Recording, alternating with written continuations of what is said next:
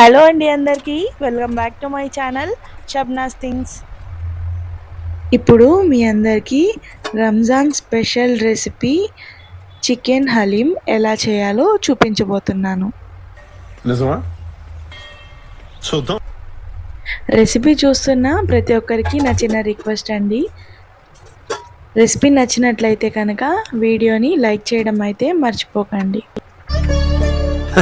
సరే తరలే, ఎన్నెన్నో అనుకుంటాం, అన్ని జరుగుతాయి ఏమిటి? ఇప్పుడు రెసిపీని ఎలా చేస్తారో చూపించబోతున్నాను. మొదటగా ఒక బౌల్ తీసుకొని అందులో అరకప్పు బియ్యం, ఒక కప్పు గోధుమ రవ్వ, అరకప్పు శనగపప్పు, అరకప్పు ఎర్ర కందిపప్పు, అరకప్పు సాయిపప్పు, ఇంకా 10 నుంచి 15 వరకు జీడిపప్పు, బాదం పప్పు తీసుకొని శుభ్రంగా కడిగి వాటిని ఒక 3 అవర్స్ వరకు నానబెట్టుకోవాలి. ఇందులో మనం పెసరపప్పు కూడా యాడ్ చేసుకోవచ్చు, కానీ నేనైతే ఒక అరకప్పు వరకు ఓట్స్ తీసుకున్నాను, పెసరపప్పు వేసుకోలేదు.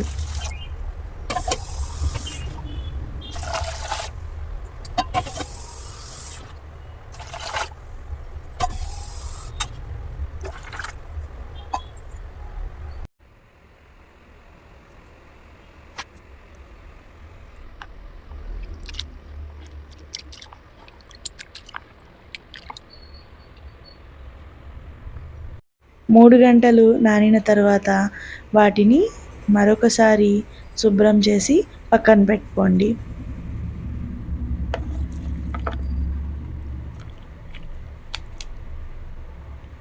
ఇప్పుడు స్టవ్ మీద ఒక బౌల్ పెట్టుకొని అందులో నెయ్యి వేసి, నెయ్యి హీట్ అయ్యేంత వరకు పెట్టుకొని అందులో ఒక 4 నుంచి 5 వరకు లవంగాలు, మిరియాలు,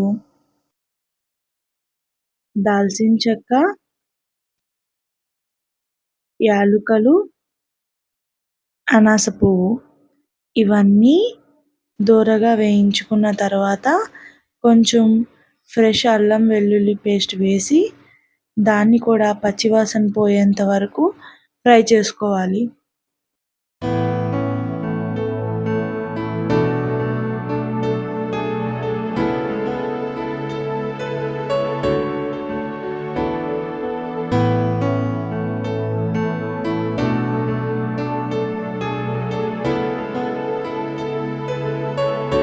ఇప్పుడు మనం ముందుగా నానబెట్టి ఉంచుకున్న పప్పులు ఏవైతే ఉన్నాయో వాటిని ఉడికించుకోవడానికి ఎసరు వేసుకోవాలి. అర కేజీ పప్పులన్నిటికీ 2 లీటర్ల వాటర్ అయితే పడుతుంది. వాటర్ పోసుకున్న తర్వాత అందులో కొంచెం టేస్ట్కి సరిపడినంత సాల్ట్ వేసి ఈ ఎసరునైతే బాగా ఉడికించుకోవాలి.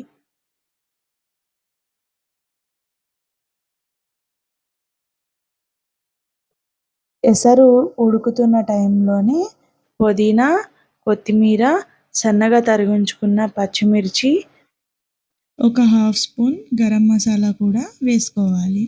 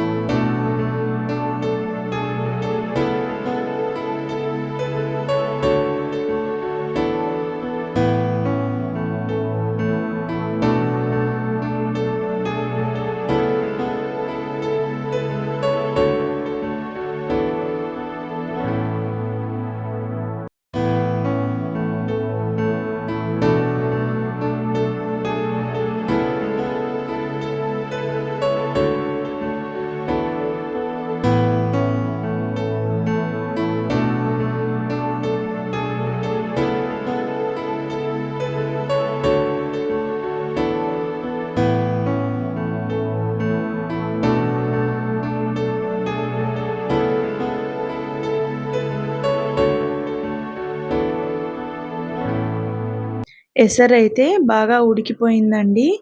ఇప్పుడు మనం నానబెట్టి ఉంచిన పప్పులు ఏవైతే ఉన్నాయో అన్నీ చక్కగా అందులో వేసుకొని పప్పులన్నీ పేస్ట్ అయిపోయేంత వరకు ఉడికించుకోవాలి.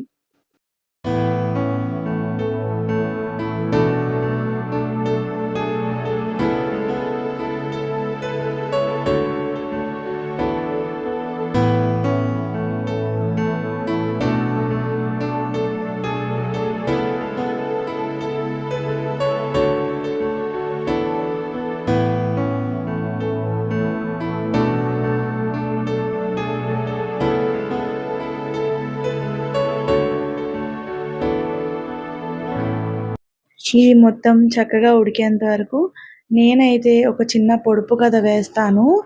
ఆ పొడుపు కథకి ఆన్సర్ ఏంటో ఆలోచించండి. నేను వీడియో చివరిలో ఆన్సర్ అయితే చెప్తాను.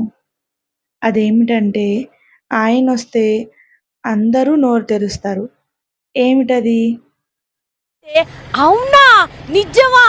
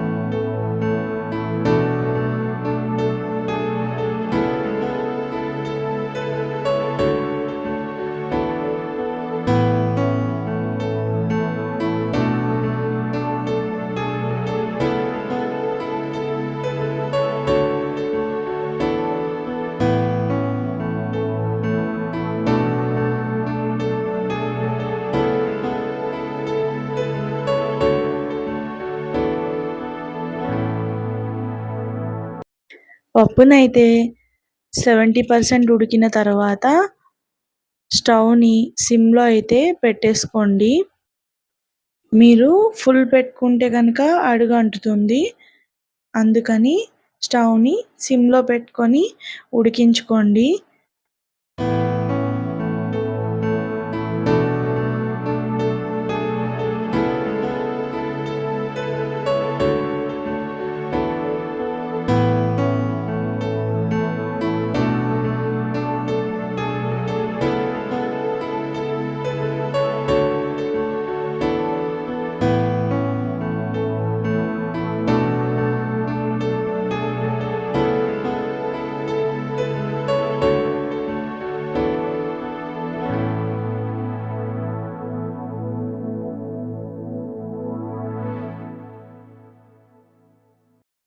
నేనిప్పుడు మీకు చేస్తున్న పప్పునైతే హలీంలోకే కాకుండా విడిగా కూడా కుక్ చేసుకొని మొత్తం ఉడికిన తర్వాత దీన్ని చిన్న పిల్లలకి కనుక పెడితే మంచి హెల్తీ ఫుడ్ అండి.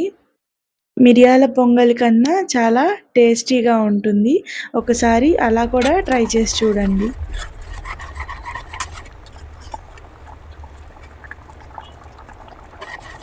మొత్తం అంతా ఉడికిందో లేదో చెక్ చేసుకొని కొంచెం నెయ్యి వేసుకోండి. అడుగంటకుండా మొత్తం ఒకసారి మళ్ళీ తిప్పుకొని ఇంకొక 5 మినిట్స్ వరకు మంచిగా ఉడకనివ్వండి.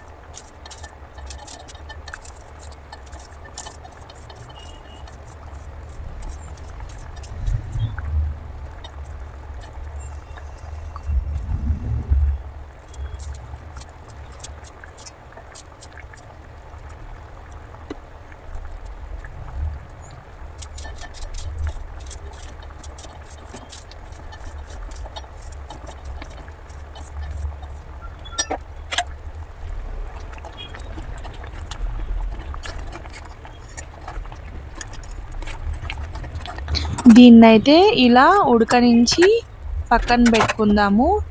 ఈలోపు మనం చికెన్ తీసుకొని నీట్గా క్లీన్ చేసి పెట్టుకొని అందులో ఉప్పు, కారం, పసుపు, కొంచెం అల్లం వెల్లుల్లి పేస్ట్, గరం మసాలా, అలానే పెరుగు కూడా వేసి మంచిగా మ్యారినేట్ చేసి పక్కన పెట్టుకోవాలి.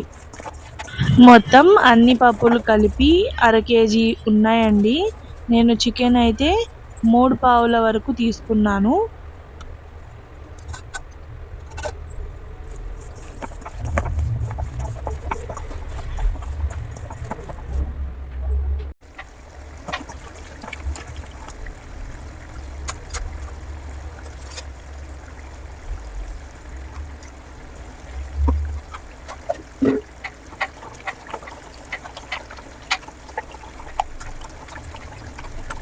ఈ విధంగా మ్యారినేట్ చేసుకున్న తర్వాత ఇందులో ముక్కలు మునిగేంత వాటర్ వేసుకోవాలి.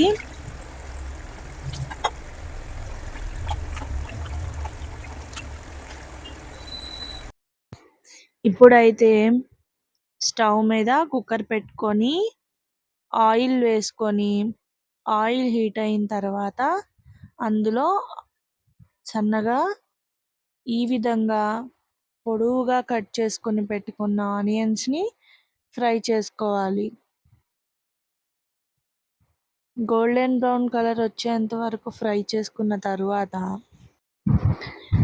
మరొకసారి 10 నుంచి 12 వరకు మిరియాలు వేసుకొని 4 లవంగాలు వేసుకొని కొంచెం దాల్చిన చెక్క వేసుకోండి. ఒక అనాస పువ్వు వేసుకొని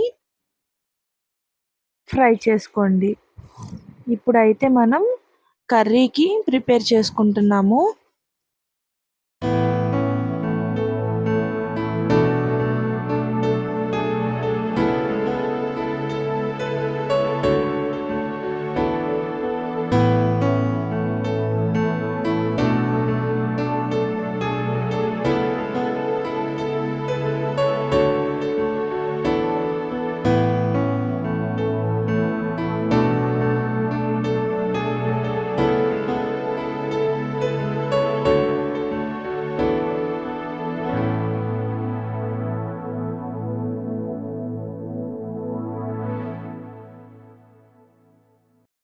ఆనియన్స్ గోల్డెన్ బ్రౌన్ కలర్ వచ్చిన తర్వాత చికెన్ని మనం మ్యారినేట్ చేసి పెట్టుకున్నాం కదా, అదంతా ఇందులో మిక్స్ చేసుకొని కుక్కర్ని మూత పెట్టేసి 7 నుంచి 8 విజిల్స్ వచ్చేంత వరకు ఉడికించుకోవాలి.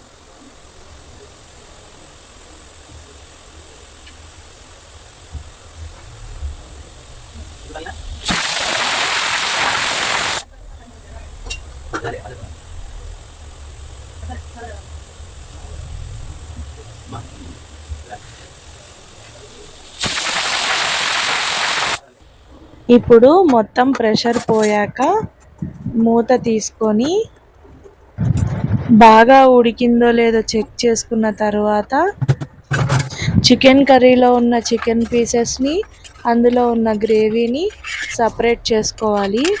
ఇప్పుడు చూడండి, నేనైతే ఒక బౌల్ తీసుకొని కుక్కర్లో ఉన్న చికెన్ పీసెస్ మొత్తాన్ని ఇలా సపరేట్గా డివైడ్ చేసుకుంటున్నాను.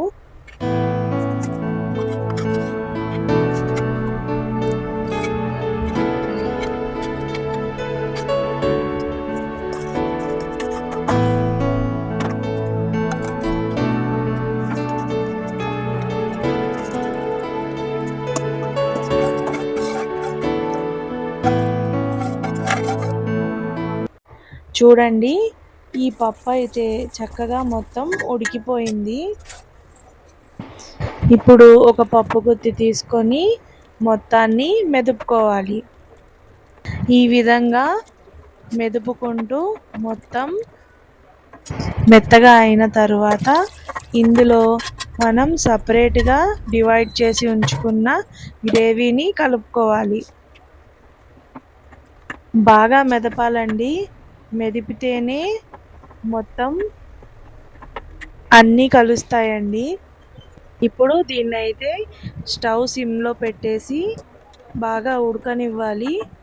ఈలోపు మనం చికెన్ని సపరేట్ చేసి పెట్టుకున్నాం కదా, దాన్ని మొత్తాన్ని బోన్స్ అన్నీ రిమూవ్ చేసుకొని చక్కగా మెదిపి పక్కన పెట్టుకోవాలి.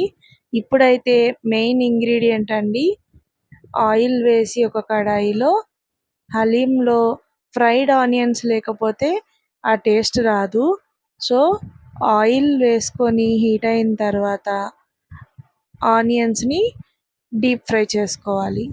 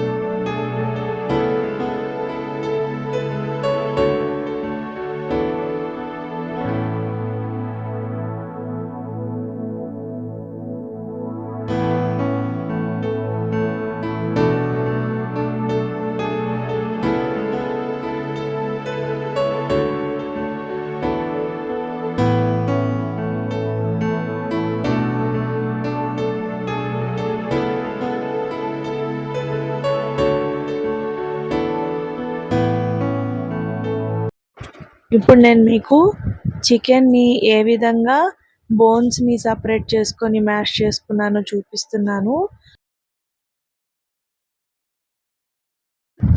ఆనియన్స్ అయితే ఫ్రై అవుతున్నాయండి. లాస్ట్లో ఒక 1 మినిట్ ముందు మనం ఆనియన్స్ని దింపేస్తాము అనుకున్నప్పుడు అందులోనే మీ దగ్గరున్న జీడిపప్పు అలానే కిస్మిస్ కూడా అందులోనే వేసి ఫ్రై చేసేసుకోండి. ఒకేసారి ఆనియన్స్తో పాటు తీసేసుకోవచ్చు. అయ్యో రామా నాకు ఐడియా తట్టనే లేదండి. What an intelligent boy, so sweet. అసలు ఇలాంటి ఐడియాలు ఎలా వస్తాయండి మీకు?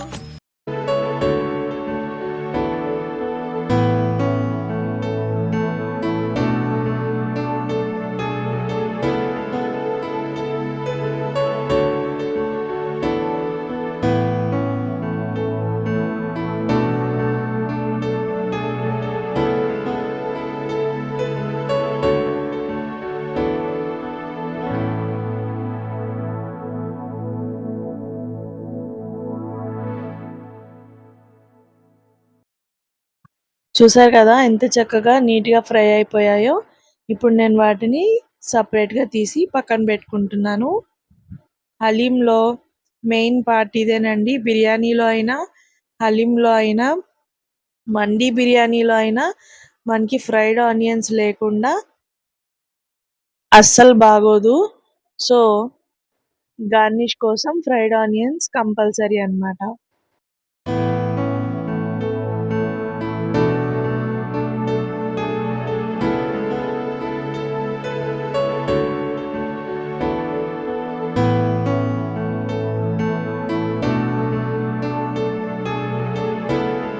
ఇప్పుడైతే పప్పుని మనం సన్నగా ఉడికించుకుంటున్నాం కదా చిమ్నీ స్టవ్లో పెట్టి, దానిలో మరొకసారి పప్పు గుత్తితో మెదుపుకొని అందులో పుదీనా, కొత్తిమీర, సన్నగా తరిగించుకున్న పచ్చిమిర్చి, ఇంకా చికెన్ని మనం మ్యాష్ చేసి పెట్టుకున్నాం కదా దానిని, అలానే ఫ్రైడ్ ఆనియన్స్, జీడిపప్పు, కిస్మిస్, కొంచెం నెయ్యి వేసుకొని దాన్ని మొత్తాన్ని చక్కగా పప్పు గుత్తితో బాగా మెదపాలి.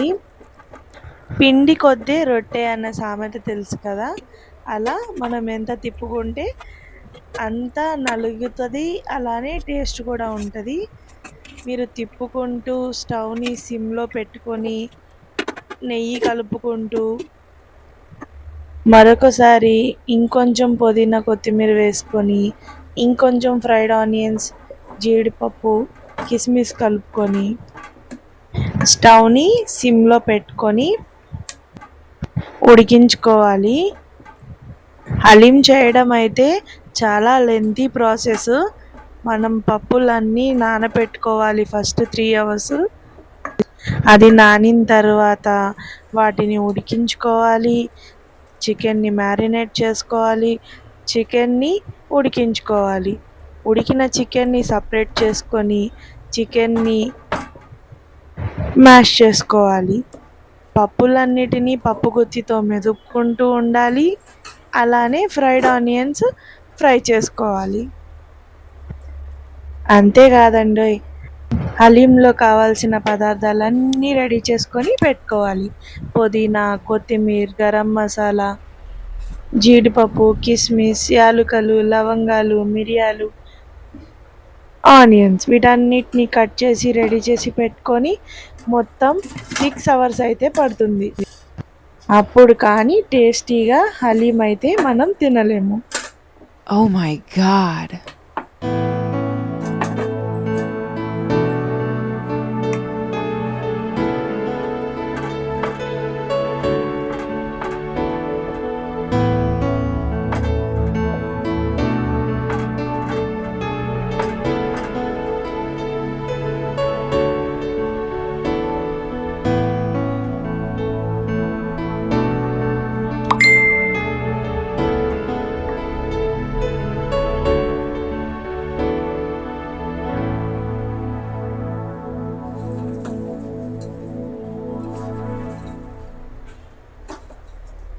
ఇంతేనండి, హలీం అయితే ఈ విధంగా తయారు చేసుకొని ఇంట్లోనే మనం టేస్టీగా తినచ్చు.